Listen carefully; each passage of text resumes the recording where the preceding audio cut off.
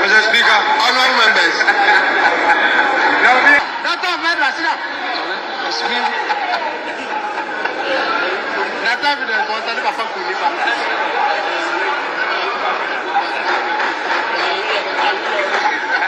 Mr. Speaker, honourable members. That is what I want to say. Did you believe it, or you were saying in actual sense that they actually contributed to the coup? Yeah, by the way I was explaining that they were making it difficult for him to govern. I didn't see Liman, but this is what these three gentlemen came and told me. Which is Akatapori? Yes, and Chris Atim, and including Rawlings, which they are still alive. If they are very sincere and honest with themselves, they will come up and either verify what I'm saying or substantiate it or deny it. But this is what happened. So we were to take power and give it back to Liman. And so on that day... It didn't make sense to you? It didn't make sense, but from the way they narrated it, that he was just a figurehead. And why did you believe them? Well, I believe it because at that time, like I said, no, I was so close to Rawlings that whatever he said, I believe him. Was it not on the point that he actually misled you to believe that the Fantis wanted to take over the government of Liman, and you were not now, and therefore you bought the idea? Yes, and then other factors like they tried to poison Imoro Gala, you see. So it was like their party, Liman's party, was crumbling. And so that is exactly the only way to salvage him. Were you fighting in the interest of where you were coming from? On that basis, were you just fighting to defend the ethnicity of Liman being the northern power in the country? Were you fighting to defend that? To an extent, because it was not easy for a northerner to become a president at that time. We were used as underdogs. So this was the first time a northerner was on top. And so we, the northerners, thought that we could protect him. And so I was convinced that, no, we have to be able to defend our own kind. That is your own justification? Yes, that is my opinion. Tell me, when you were in the process of taking over, okay, a lot of people were killed. Your own comrades, your own friends, yes, families, children. Yeah. How do you explain that to them when you should be protecting their interest? Well, the problem is that in war, you have you call it war? Well, because it was when going to take it by force. Okay. And in the process, there must be some kind of casualties. So it could be from any side. Is that how you guys are trained in the army?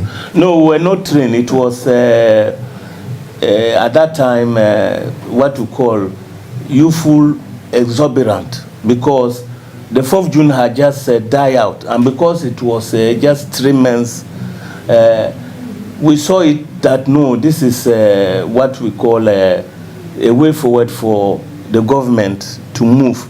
In addition to this northern factor, we were thinking that it was only Rawlings who could protect Liman's interest, because he made it possible for Liman to, win, because during the election, they made sure that it was fair. Mm-hmm. Otherwise, the Victor Usu party were going to rig it, okay, according to Rawlings, who told me their story. Okay. And then, in addition to that, when he was handing over to Liman, if you heard, he said that your government is under probation, you see. And so he was still going to Liman and, listening to him, and Liman was taking his advice until the time that Fulera Liman saw that he was playing games. And that is the time that I'm sure he was not giving Rawlings a face. But then Rawlings came to tell us also about other things that in a way he couldn't complete the revolution, because he went to Cuba, and when he came back, I was there. he and Boachijan, they nearly exchanged fire. Boachijan bodyguards and Rawlings bodyguards at Arakan Barracks. Because Boachijan and his colleagues, Batch and 4, Mensa Bedima, they have already signed the handing over, and Rawlings was not happy. So today, I would say that we were being manipulated to join. Were you under any influence of drugs or alcohol or anything at that point? Because it baffles me to understand why a boy of such young age would want to now get into such a huge revolution. Yeah, that you didn't even know you were going to come back. No, because Rawlings was giving us this kind of socialist books. He was giving you socialist books to read. In your book, you made mention that his last words to you before you actually started it was that, "Gentlemen, from now, you are all going to prosper." Did you believe that? Yeah, I believe him. Were you coming from a very poor background? No, but at least I didn't get those privileges that under normal circumstances, we could have gotten. What privileges were you looking for? A car loan, for instance. You had a Peugeot. No, that was after the revolution. Yes. So that is all you were looking for, a car? Yeah, to also drive, and then what we call food, clothing, and shelter. Which I quite remember he flew you over Nima, yes, and airport residential, and made reference that the workers, I should just look at Nima, and they were just from the area, they were just dotted huts, and then why did he just get interest in you? Because we were very, very closer, and he saw that I was the one who was having influence on the boys. We normally play football every weekend, basketball, and this horse riding. And I was not married at that time, so when we finished, we organized some food at my house, and all of them come to eat. So he knew that from me, I could be able to recruit the boys. You were also very particular in your book about how you were good in shooting. Yes, I was a marksman at that time. You speak profoundly about it. Do you take delight in killing? No, not killing, but as a soldier, we were trained to kill. But not in peacetime, but when there is a danger. So that is our profession. Just like the one who is selling a casket. He doesn't want somebody to die, but that is his profession. 1982 came into effect. Yes. A lot of people were killed. Yes. A lot of people, including your own friends. Yes. At some point, you got to understand that Rawlings had lied to you almost at the failure of that revolution. Yes. You discovered. He did, yes. He misled you. Yes. Why did you still carry on with the act? Well, when we discovered that he lied to us, we were trying to topple him, which I said in the book, 28th. But then it was not exactly to discontinue the revolution, because the revolution was divided into two fronts when he came. First, when he didn't hand over to Liman, I took a quarrel with him. Right, and you arrested him. That is later on. Yeah. Yes, when he wanted to run away during the fight. Exactly. And then I was the one who led the whole show to the broadcasting house, and then took over power. He was then stationed at the Sankara Square. You know what I still am failing to understand is, he misled you. Yes. He told you a whole lot of lies. Yes. You discovered it. Yes. Listen, this man is trying to get the very man I'm fighting for to stay in power out of power. You still carried on with the action and still escorted him to broadcasting to make that announcement. Why did you still support him from that point? Why didn't he remain, even though your colleagues pleaded on his behalf, thinking you were going to kill him? Why did you still support him? Because I thought that maybe, in a way, he may change his mind and then release the man. In the sense that Liman, if you realize, Liman didn't want to run away when the 31st came. And Rawlings' first words were, I made him to, that what about Liman? Because when I took the broadcasting house, then I signaled that they should bring the prisoner. But then I made Jiwa to arrest him and lock him in the ammo car. And then when I say he should come, I asked him, okay, he should tell the nation about Liman. So his first words were that nobody to touch Liman's hair.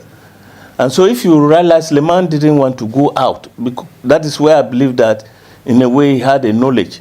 It was when Captain Chikata came into the scene that his handlers advised him to leave the country. And when he was going, he was arrested somewhere at this thing, Eastern region, some barrier there. Because you never made mention of what happened to him in your book. Yes, but that is exactly what happened.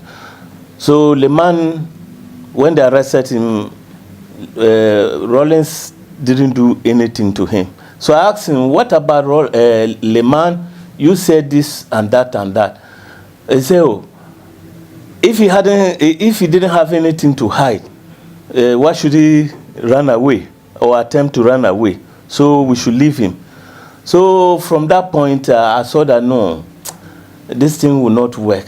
But still, people like Krisatim, Akatapore, Kwesiadu, and all those boys said that if we are able to,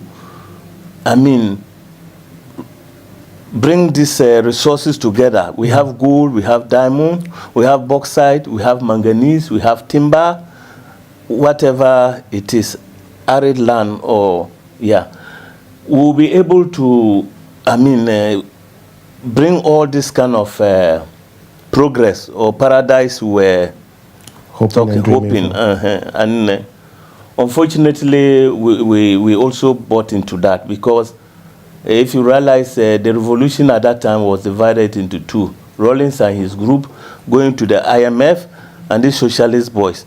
So we were hanging with these socialist boys to see whether still we can do something about the whole thing. Because it was Ghana first. And so if... Are you sure it was Ghana first? Yes, after that, when this thing didn't work, because the students all left the schools and they were carrying cocoa. The workers, even President Kufuor, he joined the revolution, Bar Association. Everybody was interested, Father Damoa and the rest.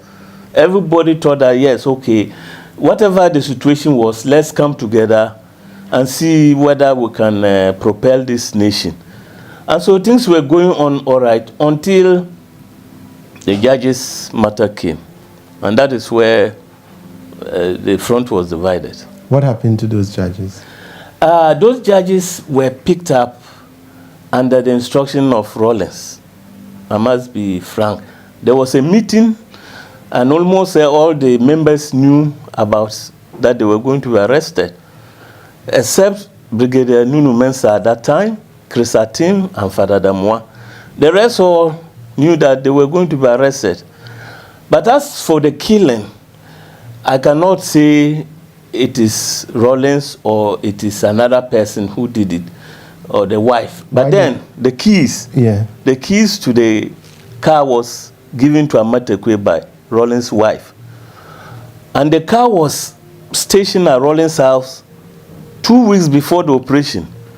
So what evidence do you need again? And they were picked up. Curfew time will know that nobody goes out unless you are these paramilitary people, ambulances, or you have a curfew pass. Right. Coming to talk think, you talking about the 4 judges. There are names 3 and 1. Three plus judges the retired and major. then retired major. Jano, Jandu, Teko, Senya, Amatekwe. And America. And America. Yes. Who later escaped into exile. Yes. They were used as scapegoats. Yes. But in your book, you also made mention that there was a news that came to Rawlings where he popped champagne. Yes. And is that what triggered you to think he was involved in the killing? Yes, I believe it. Because what I saw was that Brigadier Nunu Mensah, he told Amatekwe to go and release them. And then he said that he has dispatched them. You see? Why were they killed? They were killed because, like I said, this indemnity clause thing. After 4th June, Rawlings and his group said that nobody should appeal the sentences of the AFRC convicts. And this appeal court judges, 3 of them said, no, this was wrong. So let us look at it again. Even Dr. Leman was afraid to open that case. And then, when they look at it, some of them were freed or some of them were given lower sentences. And that made them to be offended that, hey, we have made a law. Why do you people go and do it? And that is why. After the major was the one who was personnel. He was working at Jihawk, where Amatekwe was working at Tema, Jihawk. And he was picked up because when Amatekwe and the workers marched from Tema to Parliament House to 10 tables and they ate their lunch, you remember that a board of inquiry was formed. And that major was sitting on the board. And he recommended that Amatekwe and some of them should be sacked. And so Amatekwe, they added him. So it was this AFRC convicts which were, that was the main problem. And that's why they caught them. But in addition to that, other people too were going to be picked up. There were about 250. So Flight Lieutenant Odoy was the security coordinator stationed at State House. I went to him with Panama. We talk about it. He said, no. This was not the meaning. They were going to be picked and then locked, not to be killed. But they asked to the kill, and I'm saying that it came from Rawlings and the wife, you see, particularly because he popped champagne. Do you pop champagne to celebrate, or do you pop champagne when somebody, you are mourning somebody, the death of somebody? They come and tell you that they have despised them, meaning they have killed them. Then you go and bring champagne, a passion, and start drinking. What does that signal? The wife was wearing white. You see? All this thing came to light. So that is how I can conclude it, that they were killed because Rawlings and his wife wanted to avenge why they have given a law and then it was tampered with. During all the time you thought you were going to prosper, Rawlings misled you, according to yourself. Yeah. And the rest, including Akatapori. Yeah. You had him on numerous occasions where you could have taken him out of government. Yeah. Why did you still allow him to stay in? By also listening to Akatapori, why didn't you turn him over? Why didn't you say, we want a probably new government to be formed, get Rawlings out of there, and form a new government? Why couldn't? Because at one point, you bashed into the State House, met Rawlings, and he was shivering, according to yourself. Yeah. However, the castle. However, and you made mention to, is it Awuni? Yeah, Baba Awuni, Captain Baba Awuni. You told him you could have been the head of state. Did you believe you could have been the head of state? Yes, I could have been the head of state. Even I took over the broadcasting house, remember? Right. And then I signaled that they should bring him. So I could have announced for myself. But to be very sincere and honest with you, I didn't know what to do. You see, if you had Dumakunya Mitchell with you. You had so many people with you. Why couldn't you probably, because the man had lied to you. Yes. He had misled you into this chaotic situation where people were killed. That is your true. Own friends, you saw them. Yes. Including innocent people. That is true. Why didn't you rethink the situation? Yeah, at a point we were trying to do it, and then it didn't work. 28 October, we were trying to shoot him up. And then one guy who is still with them now, Rawlings was bringing some of the gold from Obuasi. And then we put the cascavel and mounted it towards the helicopter. So one of the boys who was with us, he told another guy, and then they told Rawlings, and Rawlings just flew the helicopter. When he was coming, he flew it and went and landed at Air Force. So that was one point. Then another point we try again. We tried several times to get him. But you see, with this thing, if you do it with others, it will leak. I could have gone to do it myself, or like 2-3 people. But immediately you broaden it, it will get leaked. That is the unfortunate thing about these things.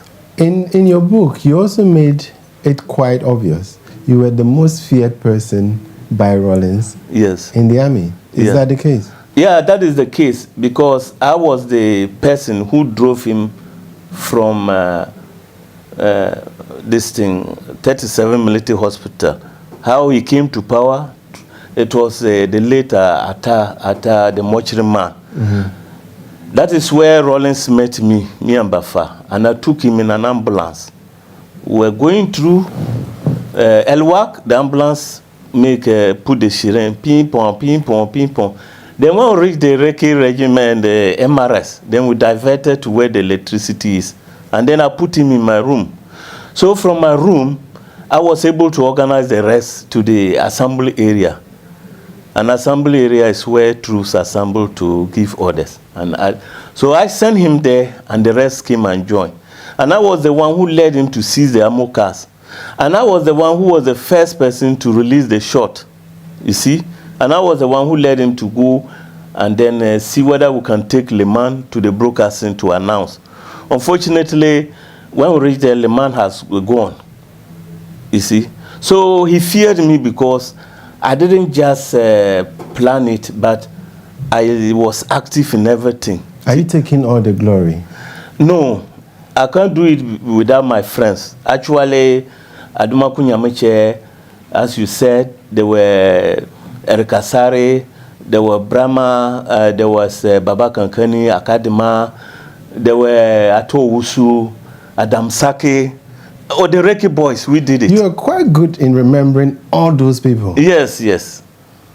Instances where you were ordered to kill a lot. I remember in your book you were supposed to lie people down and run them over by their waists with an ammo car. You refused to do that. Yes. Why didn't you do the same thing for a lot of people that were killed? Why didn't you put them in prison or something else? Why did you kill so many people?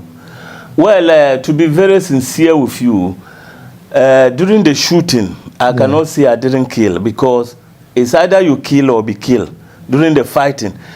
Because don't forget that it wasn't just a ride over. There was a lot of resistance. First came the military intelligence. They were following us just like that, trailing us. And then from time to time, we'll stop there and deflate their cars and collect their keys.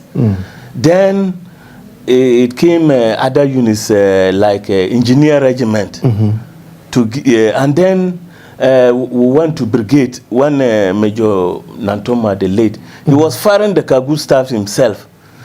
And then we went to Mass. And this Kenejukonuku, he deployed the military academy, those who were under training. So we had it very, very tough. And so in that instant, I can't say I didn't kill anybody, because if you don't shoot, you'll be shot. But after the revolution, I can swear to my number God that I've never killed anybody with the rifle, apart from the fighting. Yes, but there were other killings. People settled scores. And Rawlings himself, he settled scores, which we know. When you last met Rawlings, before the RNC, the National Reconciliation. Yeah, before the reconciliation meeting. Before that, I'm talking about just after the revolution. You met him? Yeah, I met him. And you were incarcerated again. You got arrested. Yes. And the whole army stood behind you. Yes. For you to be released, or else they will move. Exactly. Why didn't you allow them to do that? Well, it was one Captain Babawoni, as I said, and then one Major Yache, because they were Northerners. They thought that they could talk us down. So they took me with helicopter. It was this man, Brigadier Kwenu, and the rest. Sent me to them. Colonel Yache, he was 5BN commander. And so he appealed to me that it is better for us to talk rather than take over, because everybody was ready. So when I went there, I wanted to move them and Captain Baba Awuni. And that is why last minute, Captain Baba Awuni followed me. If he and the colonel, or they follow us to the prison, because they have let us down. Even when they were coming to arrest us, we wanted to fight. And then, I mean, including Saya Akatapori, he was saying we should stop. We were ready. Even Baba Awuni was ready that we should fight when they were coming. We deployed, ready. So that is what happened.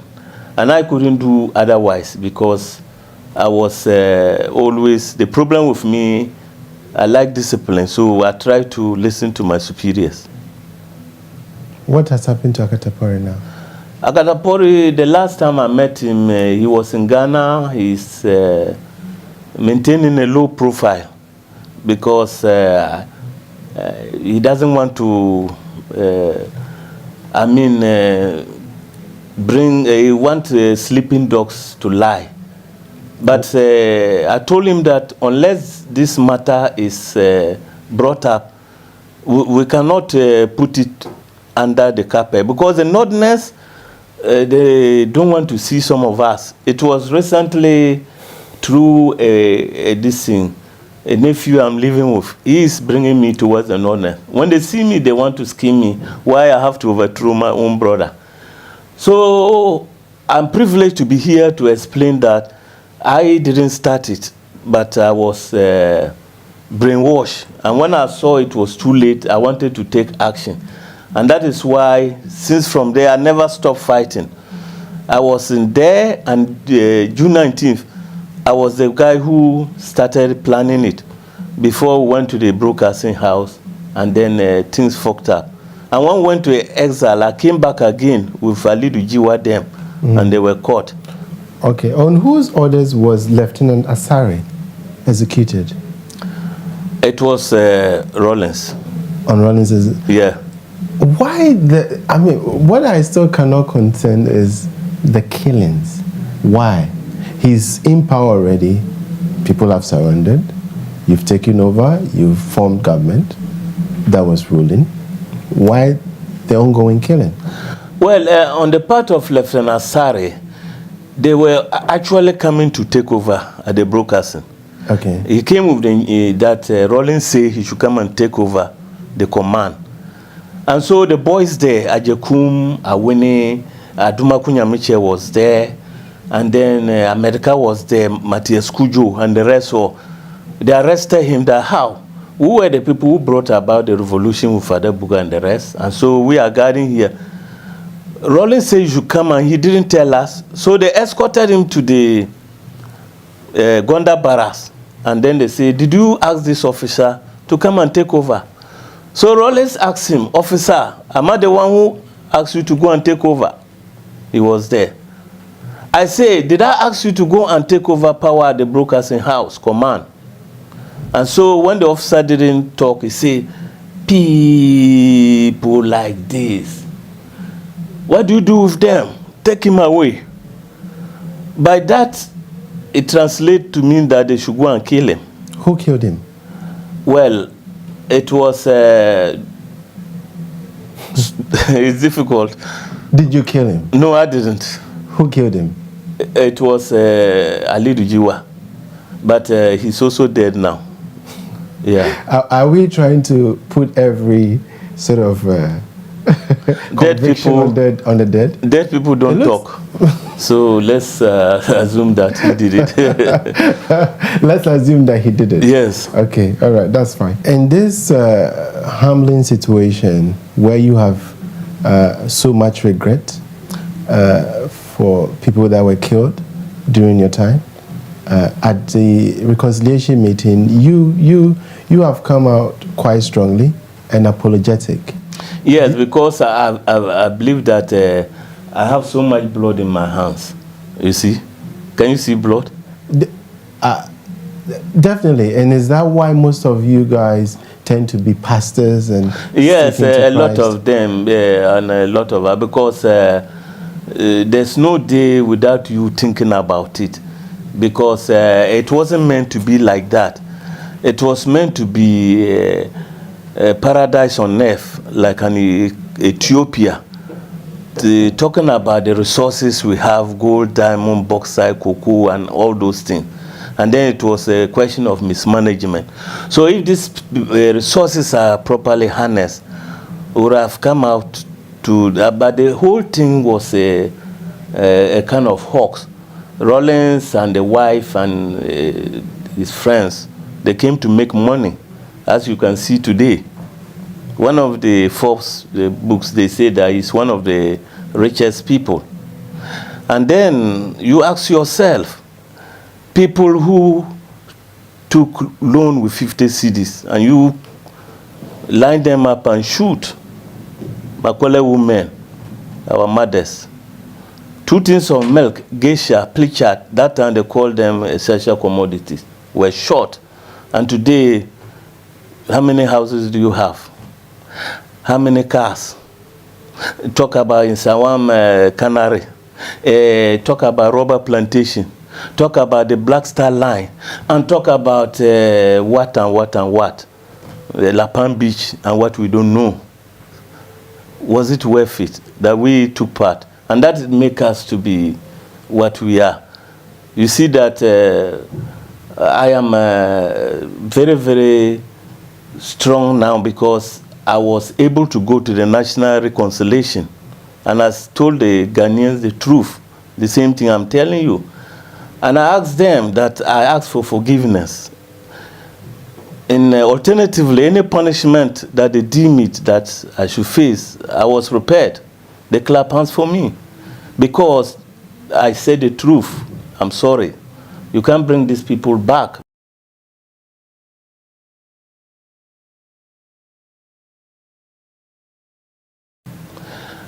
What has been done has been done. Was it televised? Yes, it was televised. Have you at any point met any of the civil people, I mean your friends that you killed in the process, their family? Have you been able to meet some of them? Yes, I met quite few, and whatever I had, I shared with them. And I said that, I even said that in future, if I'm able to put this transport business, whatever I get, we share it together. Because that is the only way I can reconcile. I cannot bring back people who have lost their lives during my action directly or indirectly. That is why I came to the NRC, to tell the truth to the whole world and ask for forgiveness. So if they were to say that hang him, I would have been prepared to be hanged. Because yes, that is it. Do you think you should face any punishment for, because you tend to still accept that mere apology to the people is enough? Well, if the people of Ghana deem it fit, after me coming to the National Reconciliation and narrating all these things, if they still think that that is not enough and they want to punish me, I'm ready to face any punishment. It's a whole lot. And I think I'm quite honored to have met you. And a lot of people that have different perception about you, in terms of you being a criminal, in terms of you killing willingly, and in taking delight. You have the privilege to now tell them what you really think and what a good man you are. Yes, thank you very much. Like I said, I have never killed anybody physically like that without any cause.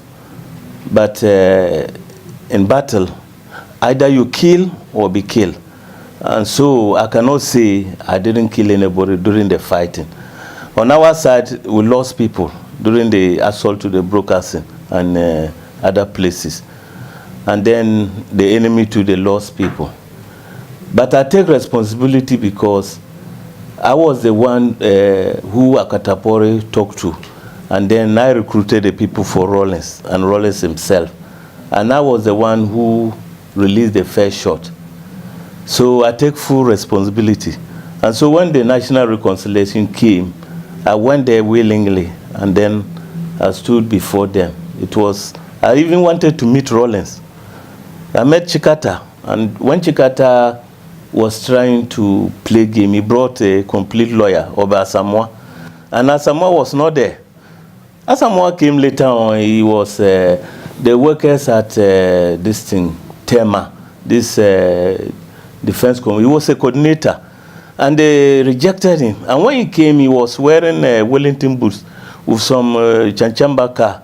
The Kwame Nkrumah type, no, brum brum. I was the one who matched him to Rawlings. And you are coming to tell me that you are coming to defend Kojo Chikata. And I know how Kojo Chikata's car was stolen and bent. I know the people who did the action. So what are you coming to say? And when I brought that, you say, my lord, arrest my case, no more questions. Because if they wanted, I would have revealed the whole moon. Moon, okay. You see? And Rawlings, he didn't come. I was there till I left. He never came, because if he came, the same moon I will reveal. Because I know more than... How do you feel when he actually denied you entirely? And he's not done it just at the reconciliation meeting. He's done it on several platforms. Yes. He said he does not know you. Yeah, he said he does not know me because he's a coward. That's what I can say. After me doing all this thing for him, he knows very well that when he meets me, I will just tell him certain things that he would like the F to open and he will enter and bury himself. And he hasn't stopped there. You see, if I were the only person that you can say that he has used or I was being deceived, then it will be okay. You saw what happened to Aka, and you saw what happened to President Kufuor. Up to today, he has started it. He actually sent meals to his grave. You see? And when Muhammad came... That is a serious talk. Yes, he sent meals to his grave. What do you mean by that? Since he wanted the wife to stand, and when they went to Sunyani, the wife didn't win. Since then, he has never stopped condemning meals. He insulted meals everywhere, used the opportunity. The man was sick, and then he was doing his best for the country, and Rawlings was on him till he died. And during the condolence, you saw what he said. It was an omen for him to die. It was God sent that Mills died early. Otherwise, the party wouldn't have been what. How can somebody say something like that? A former head of state. That's why I say he sent him to the grave. Should Rawlings have ever given you those ornaments, the gold, the diamond, because he seemed to be very particular about that, even when you were in the broadcasting station? Would you have been so much against him and his family? Actually, that was when he said we're going to prosper. I wasn't thinking about me as a person, but the whole country, because during that time, some of these ideas they were giving us, Chachu, Austin, and the rest, they made us to believe that we have gold, we have diamond, we have bauxite, we have manganese, we have cocoa, and we have arable land. And it was only because of mismanagement. That is why we are where we are. And so if we manage these resources properly, then we will get a situation whereby it will be like here, whereby there will be a welfare state, and then the rich will also be there, pay taxes, and it will be channeled for like the private sector. And what that means is that there will be food, clothing, and shelter, not forgetting about education, which is vital for development, and health. You see, housing for the workers, not that he will give the workers money, but create conditions whereby people will not be coming here for jobs. You see, that is how I was thinking, but not individually. Because if you look at the country, it has been like that from day one. I didn't know about Kwame Nkrumah because I was very young. But much as some of the people, the head of states, were trying to do the right thing, people around them are just jostling. It's happening even right now, as you can hear news. So if we have that mentality, we are not going forward.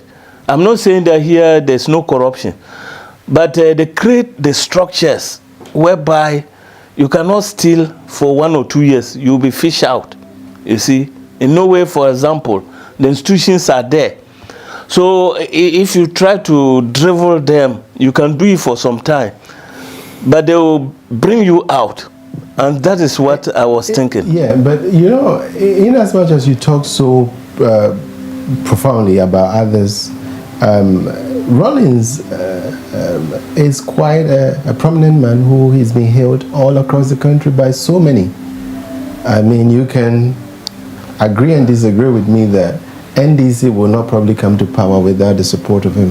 So why is it that with all the sort of atrocities he's committed, the things you allege that he's done, he still get the support?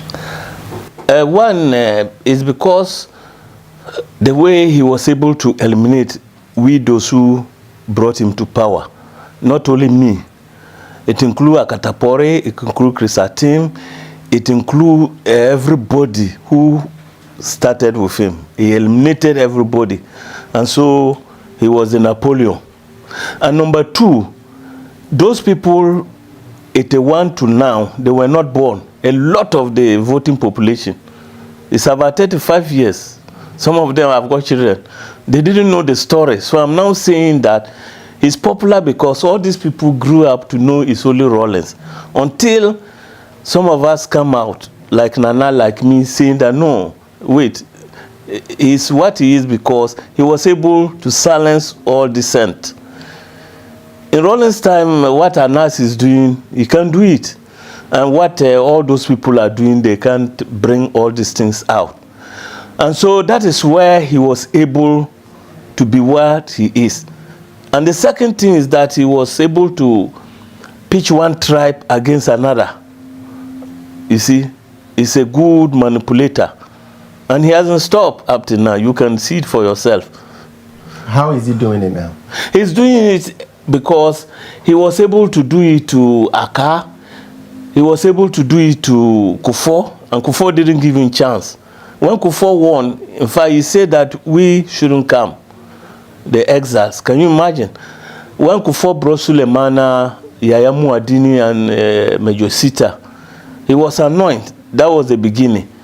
So up to today, nobody has ever given us amnesty, let alone compensation. All those who went to exile.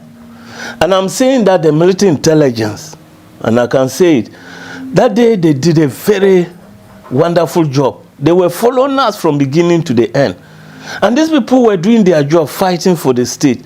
And you came up and locked them for 3 years. And no government has come to sincerely say that these people, let's look at it again. You talk about amnesty and compensation. Do you really believe you should be compensated? For me, if they don't give me, it's okay. But the soldiers who were casualties because of us, they should look at it properly. You see? Can you name some of them? Yes, the military intelligence, and also some of those people who went to exile because they arrested me and then they took to arms. All of them were locked, half of the Reki regiment because of me. And all these people, they haven't got compensation. So if they minus me and then they give them compensation, I'll be very, very happy because they didn't do nothing. You see? Don't forget that Kachu Chikata, Kojo Chikata and Rawlings, these were only 3 people. And the military intelligence, their only crime was that they were trailing them, this kangaroo team or surveillance. And he said it, the day I will come to power, you, this military intelligence, you have to bury your heads. And true to his word, he buried them. So I feel guilty. He buried them. Where did he bury them? I mean by incarcerating them. He put them in prison. Did he kill some of them? Well, some died. You mentioned Achimota Forest. What happened there? What happened was that people that they didn't like, they were sending them there to kill. You see? And then we'll be there. And then they will call us that some soldiers have gone to shoot people there. and then we'll go and see the graves. And then Rawling will say we should keep quiet. There's another place called Gaddafi Camp by the airport. People were buried there. The last time I went to Ghana, I pretended as if I was a photographer. So I went to the Achimota forest. Up to today, they haven't done anything because they know what is there. They preserve it. So I saw that they excavated some of the graves. But I know where some of these things are. So the point is I feel guilty that innocent people, not only soldiers, the 260 people who got missing, most of them are there and other places which they know. You see, that doesn't mean... Can you tell me some of the other places? If you are going to the range, you understand, some of them are there, that tertiary range area. And if you are going to the airport, especially the Air Force boys, they call that place Agege. They were buried there discriminately there. You see, those Air Force boys were reckless. There was even one of them who he took into his own accord, and he was shooting. So Rawlings made a mistake and went and shot somebody who was related to Rawlings. And then Rawlings told me to go and shoot him. And I said, why? What has he done? It's called W2 Kingston or Kingsley. Kingston. Okay. So it was one Boachi who went and shot him, called Boachi of Air Force. They went to a funeral. The killing was just too much. It was what they call collateral. They call it collateral damage. The Holy War? Well, there's nothing called holy, but you can give it any name, unless otherwise you can just brainwash the people like they did to us. So they say it was holy, which it wasn't holy. It wasn't only Ashantis who die or Northerners, everyone to die. So it was across board, you see. And so it was a sad situation. But the belief was that Amachi did they say what? Sebebe here, Sebebe Sia, baby. How did they say? Okay. So if nothing spoiled, nothing will become okay. And so for a few people to die for us to get an Ethiopia, whereby there will be milk and honey, I think that that is how we understood it. You see. Unfortunately, it was milk and honey for Rawlings, the Ahoys, the Hudu Yayas, and the rest. You can see it today. They have just said and loaded and loaded. What about the Nima people? What about that he talked about? Yes. That he showed you? Yes, they are still the same. When you had that opportunity, why didn't you ever question him about that? He didn't come. No, when we were there and I questioned him, he was saying that it's an ongoing process and it will take time. You see, whether he was right or I was wrong, I don't know. But today we can see the end justify the means. The people are still the same. The Choco people are still the same. But they adore him. Yes, because, excuse me to say, 60% of the population of 50 are semi-literates. They haven't got quality education, so they can't access, and because of conditions that are not created for them to get jobs and feed their families, the little gari or what you call milk and sugar they give them. Yeah. If you see the trend, when it's getting to election, if you are in the fishing area, you get petrol or adbo motors. In the north, you get bicycle. And then what you call? Would you ever consider running for any governmental position? No, not at all, not at all. You are tired? No. You are fed up? I'm fed up because he came and then lied. And he's still doing it, as I said. You can see that all these head of state, secretly in their heart, they will be telling me, thank you. Any other evidence to pin him down except this book?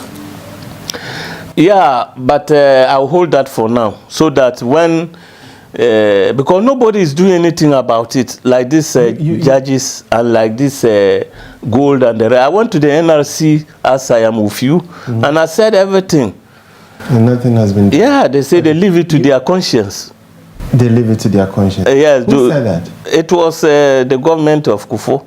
Okay. When I went to testify and even met them, you see, they say what exactly do you want to happen to Rawlings for you to be at peace? I want him to come like me and apologize and say, yes, we did them. And then we are sorry.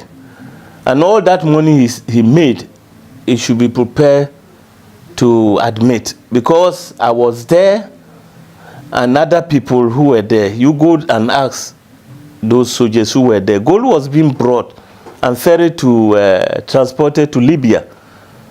Patented sent gold to Libya. He's still alive. Go and ask him. You see, Riyadh, he stole gold and he ran away. Ask him what happened and he came back. He stole gold. During the PNDC era, he went to Australia. Ask him. He came when this thing. Abdallah. There was one guy called Major Jaloud. He was the second command to Gaddafi. He was coming to take the gold. And if nobody want to investigate, you give it to the treasure hunters. Indiana Jones and his group. They will find where the treasure is. You see? So I want him to agree that he came to loot, he and the wife. In fact, I cannot hold him because, you see, after 4th June, Rawlings was being retired. And when he went and sat home, don't forget that the juice was getting finished, the money. The wife too was working at UTC, and they retrench her, and they have a child to take care. So they say, everybody, let's come back. And that's why they plotted. So, and you can see it today, they're among the richest people. While some of us, not only me, the students who were crying, let the blood flow, and all those people, they were all being So the used. wife was also involved in the whole process? Yes, the wife was involved. Yay! Wicked. You call them wicked? Very wicked. Why? The bodyguard, 4th June, Rawlings like this boy, he's called Anto. You know, Anto. He's a Ghanaweb guy. Rawlings knew him when they were playing basketball. That's how he liked him. And he took him to go and guide the wife. 31st, it was the same guy Rawlings chose. The wife made them to kill him. Why? I don't know. Maybe you know too much. You know the secrets too much. You see. Mens, it's called mens. Ask this question, what happened? That's why I say she's wicked. So, this in Sawam Canary they are talking about, go investigate. How many houses do Achampon have? How many houses or cars did Akufo have? How many toilets did Afrifa have? Amedomi and all those people. They killed them for nothing. And today, ask, you go to Ajigano or Tefle or whatever it is, the rage, count the toilets. How many can Rawlings sit inside? And this was why he was telling us. Then we say, hey. You see? So that's why I said that no, he's not fit. Because he say all these things, and then today you come and... He should give everything he has out. Yes. Would you still hold grudge against him? No. And also apologize like I'm doing for... Because that was not meant to be. If on the other hand, it has come out that, for initiating the revolution, you go to Ghana now and see, they have free education, like Akufo-Addo is trying to do. And the workers have prefabs or houses. And the economy is booming. The health system, the education, and whatever. I don't think that Ghanaians would have forgotten about the few people who died, because we could have compensated them. But I think that would have been the solution. Yeah, because at least some people have to die for things to succeed. Why didn't you ever fight to be in government with him? Since you knew he was making a lot of errors. Well, as I said, no, I didn't consider myself to have the dynamics of ruling I was only good in the shooting and the weapons. Leading the whole army. Yes, but that is, if they have given me maybe a defense minister or a general to command, I would have been okay. Were you not ever thinking why, when he was mentioning names, your name never came up, but yet you were the one who was sent to call these people to come so that they take positions in the government? I was the one he asked to go and bring the names. Exactly. And if you ask, Akatapore, one Sergeant Donko Alala, when we were going for him, he ran away. He jumped the window. And when we finished, he now came up and said we should put his name. Rawling just looked at him and cancelled it. Father T, he cancelled it. All those people who never fought. I like I said, no, I didn't fight because I wanted power. Based on the assumption that we're going to have a paradise, I was thinking that if everything is okay, I don't need anything, but just to see growth. And up to today, you saw that you met me in Ghana. I was walking alone. Anywhere I go, you see them, they try to threaten me. And I say, look at what they are doing. Why don't you just take my life? Because the information is already out. You see, you rather make me a martyr. They tried to worry me these 6 months I was there. But then, I don't care because in my conscience, I feel guilty that what we stood for never materialized. It wasn't meant. That is why I didn't take power. Because there was nothing. Even if I wanted a second command, I would have gotten it. Because I did everything for him, from A to Z. Up to the time one colonel of Osapia from 2BN, he brought troops. That at Makunyamiche, them, they were broadcasting. They positioned the mortars at Kanda, and they shelled the broadcasting. They zoom in. They were now advancing to this thing, Gonda Barras, when we crashed them at the 37 runabout.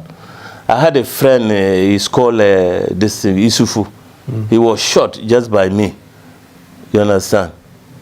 He was shot. And the guy who shot him is here today, you see. Who is that? It's called Dugan, Captain Dugan, you understand? He was shouting, Dugan is me. Bam. Da, da, da, da. So all these things, they haunt me. How do you sleep at night? Well, I try to do my best. You see. Do you hear voices? No, I don't hear voices. But anytime I think that was it worth it? Because like I said, no. Even when I go to Ghana, I drive myself, trotro, and the police, MTT, they stop. And when they are telling me bring 20, I just say, look, these people. Today, somebody who should have been a general, you are taking money from me. And they never know me, some of them. How they will me, you see. So I feel very, very disappointed, you understand. I comport myself to abide this. I've been to Ghana 2 times, last year and last 2 years. I try to comport myself, but I've seen that no, the situation is more worse than we thought. And so the aim of this interview is to try to, the youth who were not born. Now they are all advocating that they need change. They need change. Oh, Rawlings, like you said, they want.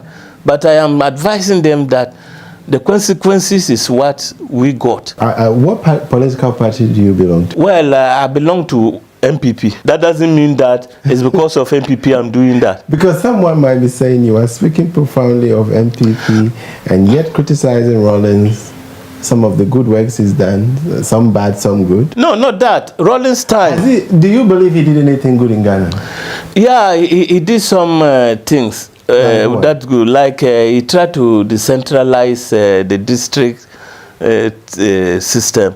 And then I've seen that there are changes. Because even the village I went to Navrongo, my town. I've seen that there are changes there. And you hail Rawlings for that? Yeah. You commend him for it? Yes, because at least you could see that so many things, the power have gone down to the district level and the rest.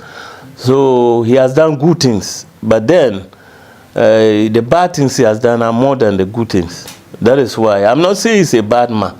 When he was in exile, there was this woman called Mrs. Tamakulu.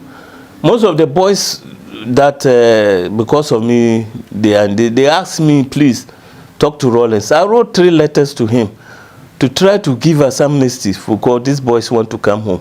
Mrs. Temakulo went to and said that Rawlings say he will look into it. Another one called Control, the bodyguard. He went to see Rawlings. He said, the security services will give us amnesty. You see, 3rd time until he lost power. So it was under MPP that I came to Ghana. And because of that, I'm thankful. That's why I'm supporting them. But that doesn't mean if they do wrong, I won't criticize. Because I am for the betterment of Ghana. Would you ever want to meet him again? Rawlings? And rekindle your lost friendship? Yes, if he is prepared to be honest and sincere and admit the charges I'm leveling against him. Because I was there. That is why I wanted to meet him Philly. Eye to boy to eyeball. I said it at the NRC that Rawlings should come. And he said he needed chemical interrogation. Needed what? Some chemical interrogation, this equipment. Like those things they do in the US, no? Okay. They put those things whether you are telling lies or not. Okay. And I say, okay, they should go and bring it. Okay. Lie detector. I said they should bring it and I'm ready. He never came. Like everybody will see that, yes, Chikata was brave to come. But when we started, they were telling lies. And when I started going at a certain point, they got to know that, no, hey, if they don't stop, this man, he will useless us. I understand your campaign for the truth be told. What do you think should happen to him? Well, because it looks like nothing can happen to him. Yes, nothing can happen to him because, like I'm saying, when Rawlings came to power, he took time to break everything down. And then he built it from the grassroots. The boys' company, you see, a majority of them has brought him. I remember Dominic, I remember Kwesi Bochwe, Isaac Bochwe, I remember a lot of them, half of them. Together with Adumako Nyamiche and the Reki boys, we brought him. The first official business was to close the boys' company. Then the military intelligence, these were people doing their job. He break them down, he dismantled it, and he built it from the scratch. The special branch, which is now the BNI, he break it down. And so nothing can happen to Rawlings because if you go everywhere, he's not in power, but his people are still in power. Whether it's at the airport security, whether it's at the armed forces, 2 years there was no recruitment. He built all the generals, 90% are Rawlings people. The customs, Rawlings people. DVLA, lances of, these are Rawlings people. So nobody can do Rawlings anything until you dismantle those things. I'm very, very, very honest with you. He broke everything down and he built it. So that is why nobody can do him anything. He's not in power, but his structures are still in power. You think his structures is hindering the... Yes. Most of this development, I'm not saying that it's all of them. You understand? If you see his own NDC, which is my testimony, they are trying to do away with him because the man have power, but they don't know what to do. So they are trying to malign him. And like I'm saying that I am not the only one. Go back to history. Victor Smith and whatever, who started with him, the latest nations. Today they are against Rawlings. So that is his, what you call his trademark. You understand? It's power, power, power, and power. Rawlings is the Almighty. His word is final. Great. When his words, and that is what you believe? Yes, according to, because I work with him and I know it. When I met you in Ghana, we had a very nice chat. I won't disclose the location. However, you sent, I mean, it seemed that everywhere you are, you know, it seems to be some sort of danger around. Yes. I had to increase my own security. That is it. Why? Why? Because... Why are you still doing it? A lot of your colleagues have They say let the sleeping dogs lie. Yeah. Why do you still want to campaign for it? Not knowing well nothing can happen to him. Yes, because I'm guilty. Like I said, no, I have blood in my hands. So these people, whether directly or indirectly, they are forcing me to say things. Who are forcing you? Like those people who have lost their lives through my indirect actions. They are forcing me. It's like something is forcing me that, look, you started this thing, so you must fight for us. We know you are not guilty. That was not meant to be. So continue. Everywhere I go, that day you saw that it was not easy for me. Yeah, it was quite a heavy atmosphere. Yeah, they came there sharp. People that I was there, and they know very well that they are implicated in some of these things. They send them to come and cool me down. I go to the beaches. Oh, the last time even they trapped me was when you came to town. Yeah. I was in the beach, and after swimming, you know, like good time. So I saw these girls who were chatting. Not knowing that these girls, they set me up. And then when I was going, well, before I reached my place, police, 2 cars with a backup. They collected my bag. They searched and they searched and they searched. They couldn't get anything. And they were still searching. Things I were even buying for nowhere. They toilet roll, they dismantle it. The coffee, they remove it. Bah, Milo, bah. They open everything. So when they finished, I asked the officer, why? Why me? Why this? They say, you know, we are acting on this thing, information. It means, then I look back and say, those girls, they set them on me. But what they were looking for, I don't know. So they tried me a lot of, couple of times to harass me. But I've seen that the more they do that, the more I come. Because the only thing you can do is to take my life. Is that what you want to happen to you? Yes, if that will appease the people who have died. What about your family? Well, my family, God being so good, I brought some to Norway. And home, like I said, no, from day one, they knew I was fighting and I was going to die. Like I said, no, I didn't just start 31st. But the June 19th, you see, I spearheaded it. And then the Jiwa operation, the Goka brothers. My family knew that in the process I can lose my life. But nobody stopped you? No, because they know where I come from. My bimpa, I shouldn't say my bin. Really? I'll tell you, my bin to say, Nana, Is that why you were almost shot twice? Yeah, I didn't go where I come from. Maybe now they listen. Over the years, because of social vices, those things are limited. But those times, Rawling said, no. When the bullets are coming, you see me charging. And that is why I said that you fear me. No? At the Air Force there, I was charging with Jiwa. There's another one called Ajekum, who were the 3 generals, you understand, who led with all these Reiki boys. In fact, they did, some of them did good jobs. But when they were looking up to us to give the go-ahead that let's move, especially the time hands up in when he said we should run away. Because he told us, Le Mans was involved, you asked us to start this thing, so if we had given out, they would have shot us. That is the truth. So let's see the action, even if we die in battle, at least we will have this honor. They will give us at least the beagle, last post. So that is why my family, they know I've been to Lamakara, they know I've been to this thing, Burkina Faso before. In fact, before we even started the revolution, I told Rawling he should let me go and say goodbye to my mother. And then after that, I went and fortified myself, you understand? So I believe that these things help me. What do you do for a living now? Well, I'm working with an NGO in Norway. Okay. Yes, helping immigrants. And then I'm trying to establish this trotro business in Ghana. I have also an NGO there, people who have lost their parents, orphanage and this. So I'm just trying to do that and help. So in about 3 months, I hope to go back and see that this trotro business is running. So that is what I'm trying to do.